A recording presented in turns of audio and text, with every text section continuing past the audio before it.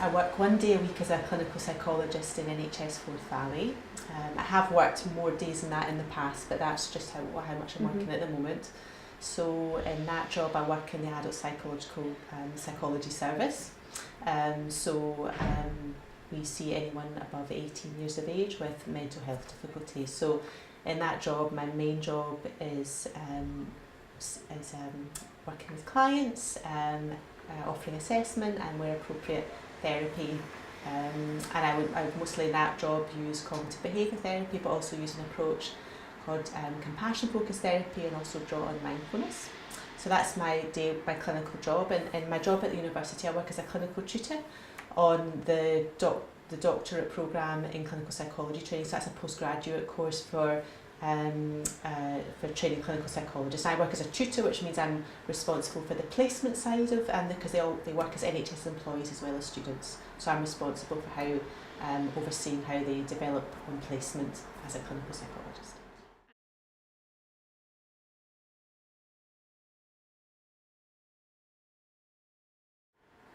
I think in both roles I enjoy most contact with people. So in my NHS Forth Valley role, I enjoy most working with clients, and I particularly enjoy using compassion focused approaches. But I also enjoy working with colleagues, and in this job I enjoy working with trainees, but I also in this job I'm involved in doing training of other people, and I very much enjoy that as well.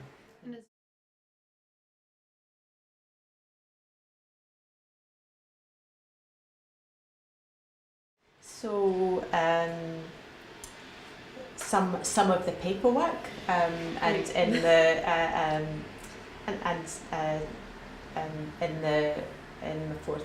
my clinical job, and I guess just sometimes you can be a bit busy, so you're having to sometimes rush through things. But overall, I really enjoy my work.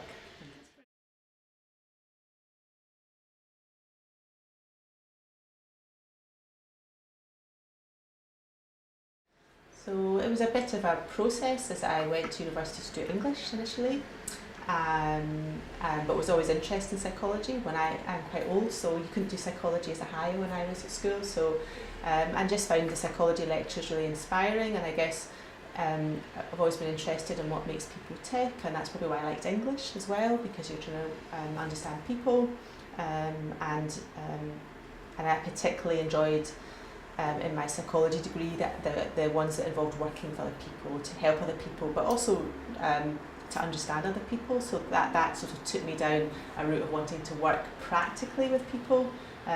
So that took me down clinical psychology route. And I guess as you go on in your career, you get more. I guess when you're 21, you don't have a full idea of what the career involves. But as you go further forward, there's different aspects to that. But that's what my motivation was when I was 21 is when I decided this is what I wanted to do for a job.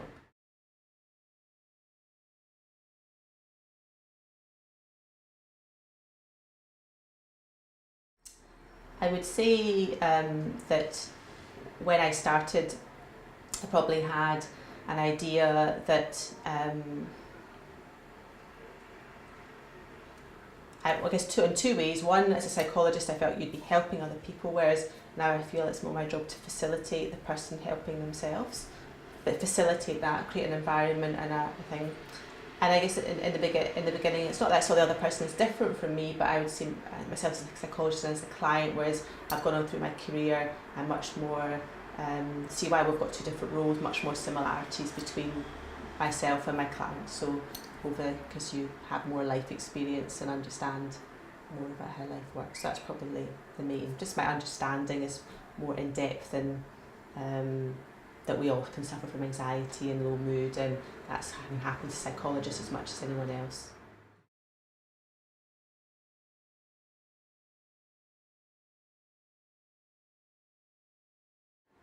Well, the benefits are that it's got a good evidence. There's been a lot of research in it, and it's got a good evidence base, and that it's quite a collaborative approach. That you're not trying to do something to somebody; you're trying to work together to understand the difficulties, and that the model itself makes a lot of sense. That what we think, how we've our life experiences have led us to to develop certain beliefs and thinking, and that impacts on how we feel and what we do. So in a way, what I like about it is it's something you can share with the client and work together to make changes. If someone, if someone's able to take that approach, it can be really, really beneficial for them.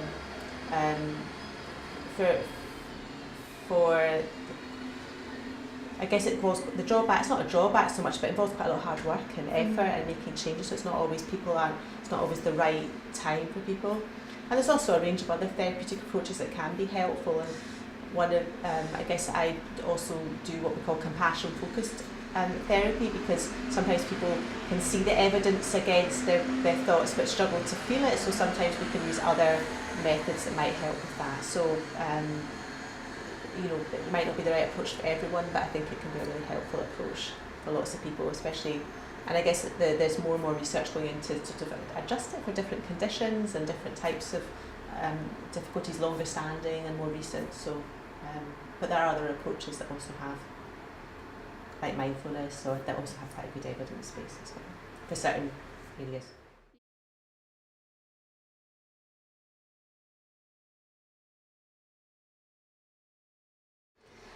Well, I think self-help as a term covers such a huge range of approaches. I couldn't make a comment on it overall. I know that in our service that self-help is part of, for people with more milder difficulties or moderate difficulties, self-help based on cognitive behaviour therapy principles or mindfulness can be a really helpful first step. Maybe even attending, like they also run, there's something called stress control, where you're running a course where you're learning principles. So I think as long as the principles are based on good evidence and have a sort of good quality, then it can be helpful. And I guess anything that if someone's in a place where they feel able to act on self-help and follow it forward, then it can be really beneficial to them. But the term covers a huge range, and I wouldn't be able to. That probably ranges in quality.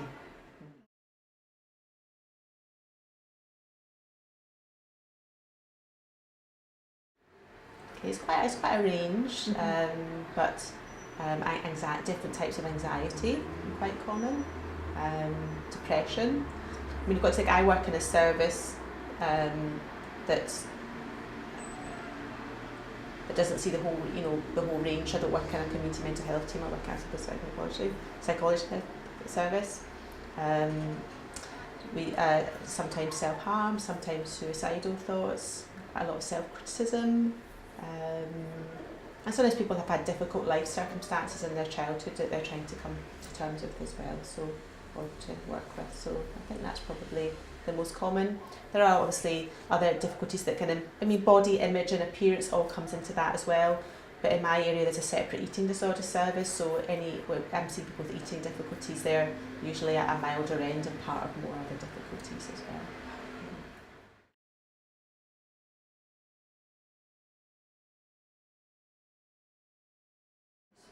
This is an area that I'm not completely up with, because in my role at Edinburgh University is with postgraduate students, but also NHS employees, which is maybe not the situation for most students at the university. I'm not an expert on Edinburgh University student support services. I know there's a student disability service that will do assessments and recommendations where appropriate. I'm aware there's a counselling service at Edinburgh University. I guess as a more wider point, I would say that it's an area of a lot of interest at the moment. You'll have seen that the BBC, there was a report around the number of university students seeking support has increased significantly over the last 5 years. So it's certainly an area that universities are trying to concentrate on, but I won't be able to tell you exactly what each university offers now.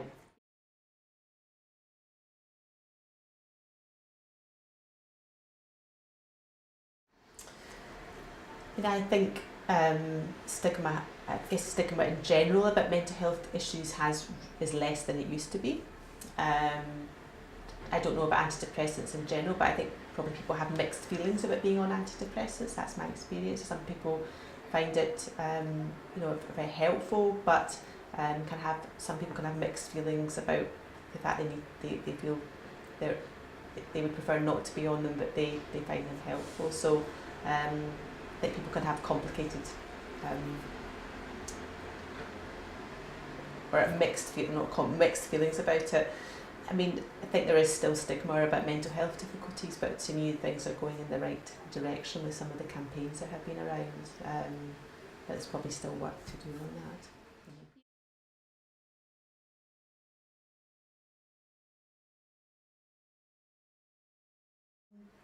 Yeah, this is the question I had to think about a little bit. I mean, I think as a society there seems to be evidence that mental health difficulties in young people are increasing, and part of that might be that people are more open about their difficulties, but there also seems to be an increase as well. So for me, it would be around, I guess, more research on there's different ideas about what's causing that increase, but more research on what is actually leading to that increase, and then trying to look at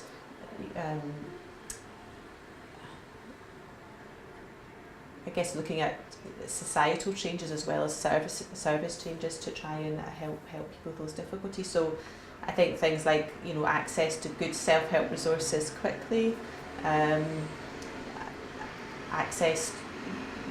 continuing access to a range of different therapeutic approaches, good information, and there's probably other things that I'm not thinking about. But I think, you know, that it's really vital if we're seeing this increase to think to be doing the research quickly and to think about how we continue to improve young people and children's mental health, because it's at an age where it's important. I guess I'm talking about teenagers as well here, but that's not my specialist area. To get people help, and I guess the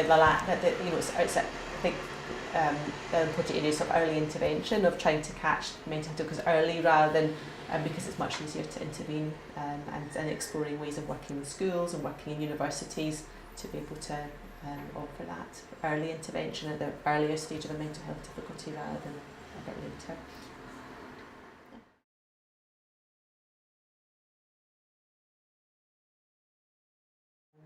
I guess we don't know what's causing the increase at the moment, and this is a personal viewpoint about the possible factors that are leading to it. But some of the possible factors that I probably agree with are, I'm going to talk about social media as you know, as obviously there's a lot more financial pressures at university, pressures to do well, and I do feel that it could be that social media is increasing that pressure to around appearance, around performing well. It's putting another layer of, that can be a very supportive thing, but also potentially another layer of pressure on children and young people that